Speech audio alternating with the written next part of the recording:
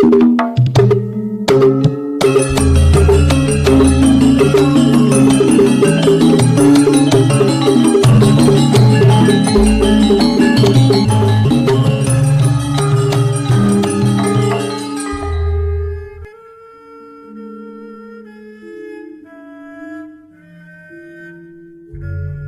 Ibu, para kadang kinasih simbah-simbah lan adik-adik, para rama suster bruder berkah dalam Gusti, sugeng rawuh wonten ing PDSK channel menika. Kados pundi kabar panjenengan? Mugi-mugi bagas kasarasan kesehatan kawilujengan tansah mengku kula panjenengan sami anggenipun nglampahi gesang ing dinten menika. Lan mugi-mugi lumantar panglimbang basa Jawi waosan Injil kula panjenengan sansaya saged nggayuh iman kapitadosan ingkang leres lan mantep. Langkung-langkung anggenipun kula panjenengan bangun gesang adhedhasar sabdo-sabdo dalem, ngestokaken menapa ingkang dados dawuh-dawuh dalem lan lumampah wonten ing margining kawilujengan dalem. Menika temtu dados pangupati kula panjenengan sami anggenipun bangun iman ing alam donya. Ampun ngantos kula panjenengan malah kelu kalian maneka warni dayaning kadonyan lan nilar dayaning kasuwargan. Gusti Yesus lumantar waosan Injil dinten menika paring pitedah dumateng tiyang kathah kados pundi kabegjaning gesang menika netepi lan ngestokaken dawuh-dawuhing Allah.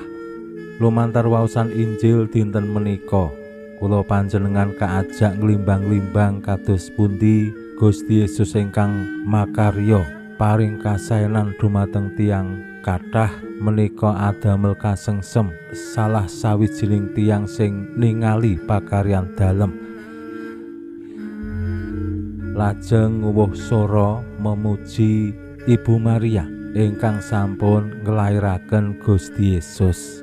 Menika kados kula panjenengan sami wonten ing gesang pasrawungan. Yen wonten lare menika sopan, tumindake ya sae, prestasine ya oke. Menika lajeng wah wong tuane sapa to?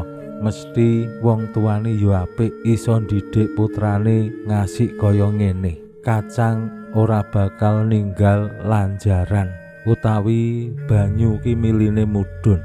Menapa sing dados karakter tiyang sepuh menika ya diwarisi dening para putra. Mila yen putra-putra menika sae, sing dipuji ya ora mung putrane, ning ya wong tuane. Anak polah bapa kepradah. Kula panjenengan sami jejering murid dalem Gusti kaajak mikul dhuwur mendem jero apa sing dadi martabate tiyang sepuh. Aja ngasih ngisi-isini wong tuwa, aja ngasih mencoreng nama baik orang tua. Kanthi kula panjenengan bangun gesang sing sae tumindak wawan pangandikan sing sae temtu menika dados srana ngrawat martabating tiyang sepuh. Pramila monggo kita pirengaken sabdo dalem Gusti ing dinten menika lan kita wiwiti kanthi sembahyang sawetawis. Konjo ing asma dalem Yang Rama saha Yang Putra tuwin Yang Roh Suci. Amin.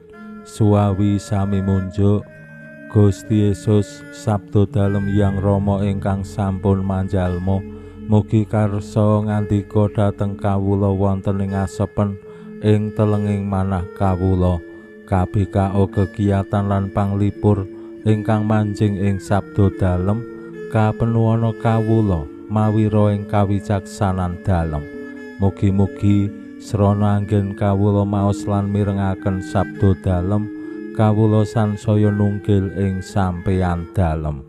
Amin. Waosan Injil kapethik saking Injil Lukas bab 11 ayat 17 ngantos dumugi 18. Nalika samono Gusti Yesus ngandika marang wong akeh, tumuli ana wanita sing nguwuh pangucape, "Rahayu guwa garba ingkang ngandhut panjenengan, tuwin payudara ingkang panjenengan sesep." Nanging Gusti Yesus ngandika, "Luwih rahayu sing sapa ngrungokake lan ngestokake sabdaning Allah." Makaten sabdo dalem Gusti.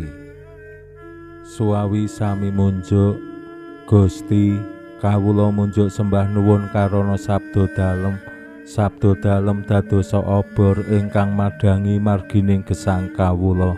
Katuntuna kawula sageta sabda dalem menika numusi manah ngantos tansah ngrembaka kangge nggayuh gesang ing suwarga.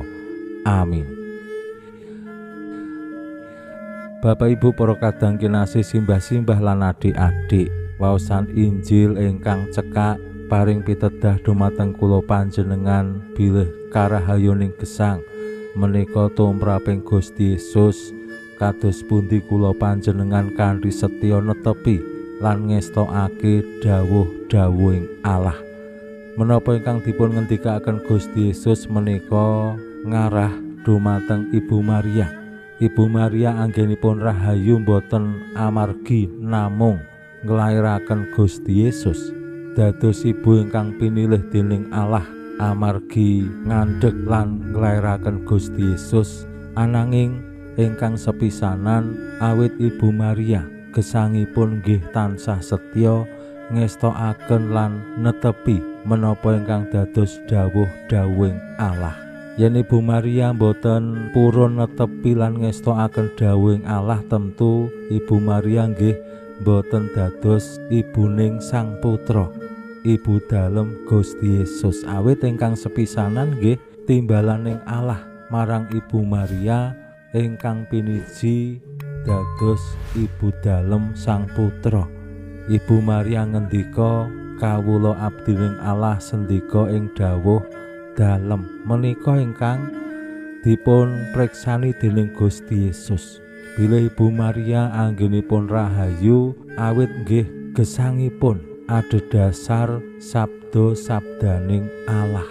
Tumraping kula panjenengan sami langkung-langkung tiyang sepuh mirungganipun para ibu, kados pundi anggenipun bangun gesang sing rahayu menika boten namung awit saged didik para putra sak sae-saenipun lan para putra nggih saged gesang kanthi sae, ning kados pundi kula panjenengan gesang linambaran sabda-sabdaning Allah. Kula panjenengan saged sinau saking Ibu Kenya Maria. Mila mugi-mugi lumantar wulan rosario kula panjenengan sembayang rosario boten namung mandheg wonten ing sembayangan, ning saking sembayangan rosario menika kula panjenengan sansaya ngraosaken, sansaya ngangsu kekuatan saking Ibu Maria ingkang setya netepi lan ngestokake dawuhing Allah. Lan mugi-mugi kanthi menika kula panjenengan nggih dados pribadi-pribadi sing setya tansah gesang netepi ngestokake dawuhing Allah. Nah menika ingkang penting lan menika ingkang dados sumbering karahayon, sumbering kawilujengan. Awake dhewe ora bisa bangun urip sing apik, urip sing becik yen tanpa linambaran sabdaning Allah.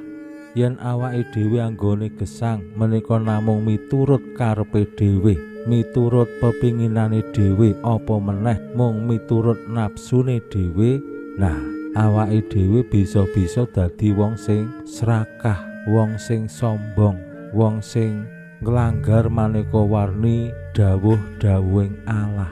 Awit yen kula panjenengan boten ngestokake lan netepi dawuhing Allah, mesti awake dhewe luwih gampang dipengaruhi dening dawuhing donya utawi kekuwataning donya.